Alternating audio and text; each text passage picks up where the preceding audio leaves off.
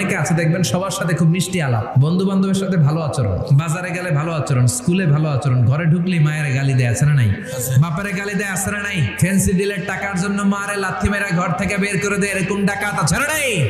আল্লাহ বললেন খবরদার, যত ভদ্রতা তুমি জানো, যত নম্রতা জানো, যত কার্টিসি তুমি জানো, সব কার্টিসি তুমি তোমার মা বাবার জন্য খরচ করবা। তোমার যত ক্ষমতা আছে, সম্পদ আছে, মা বাবার জন্য বিলিয়ে দাও। বেতন পেলে টাকাটা আগে মায়ের হাতে দাও, বউরে তো দিবেনি, আগে কিছু মায়ের হাতে দিয়ে। গিফট দিলে আগে মায়ের গিফট দাও, মায়ের হাতে আগে দিলে ওই বেতনের ভেতরে বরকত ঢুকায় দিবে কে?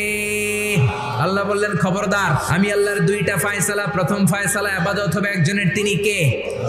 আর ইহসান করবা মা বাবার সাথে। আমরা বললাম ইহসান কি? আল্লাহ বললেন মা বাবা যখন বার্ধক্যে পৌঁছে, খবরদার তাদের কোনো কাজে নাক ছিটকাবা না, বৃদ্ধাশ্রমে দিবা না, তাদের খেদমত করবা, তোমার জীবনটারে উজালা করে দিবে কে?